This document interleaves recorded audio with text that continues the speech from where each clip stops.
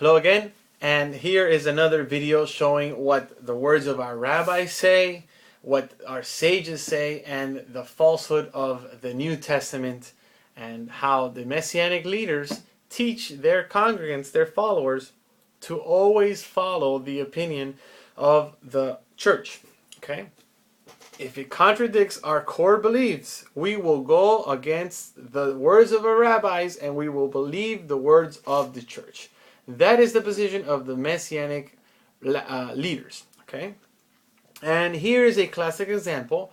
It's found in Baba Metzia. It's a famous story on page 59b. And it speaks about Rabbi Eliezer and his position against other rabbis in a specific Beit Midrash, in a house of study.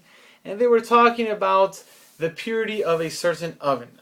Okay? That's not the main topic here, the Iker. The Iker says that Rabbi Eliezer stood up and said, I will show you all types of proof that my opinion is the correct opinion. The halacha is like me. The law is like I say. And he says, if the law is like me, let the carob tree prove it. And what happened? Carob tree rose up 100 mea, which is about 30 meters in the air, and was completely changed over to another place, another location. And it says that Rabbi Eliezer stood up, Rabbi Yoshua stood up and said, you can't bring a proof from a carob tree.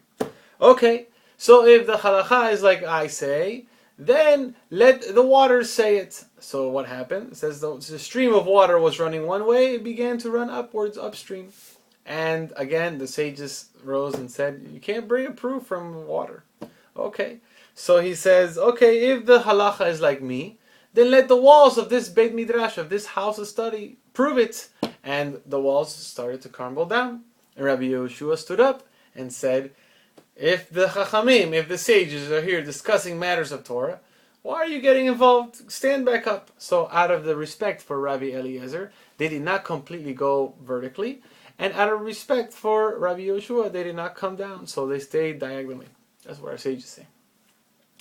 And Rabbi Eliezer said, okay, you're not going to take that proof? I'll show you another proof. I have proofs off my sleeve all day long. And he says, if the halacha is like me, then let a heavenly voice say it. Let a bat kol, a heavenly voice say it. And sure enough, a heavenly voice says, what do you have to argue with Rabbi Eliezer? The halacha is like him in all opinions.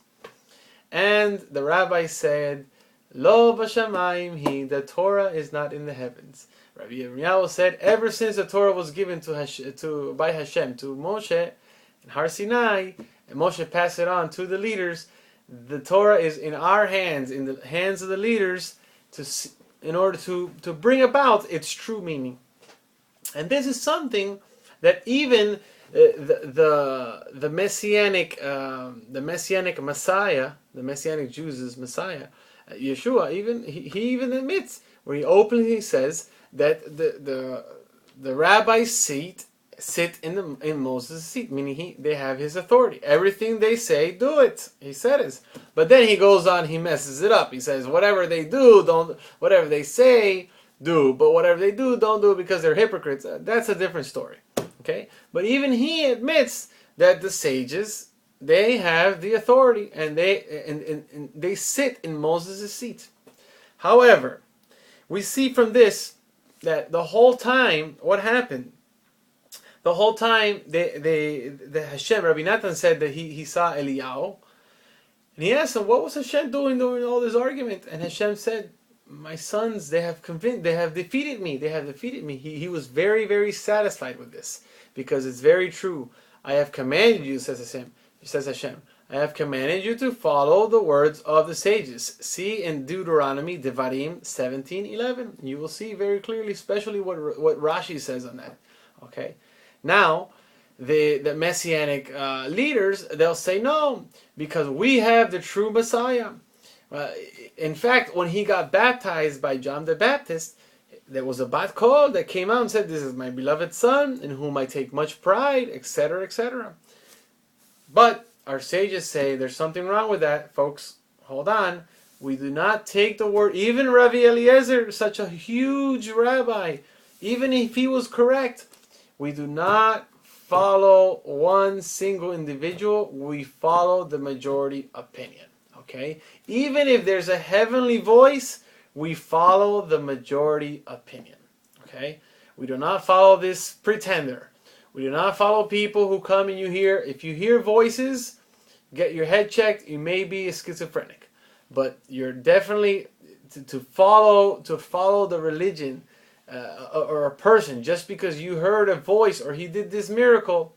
There's a problem with that. You follow majority opinion. So again, our sages say one thing, okay?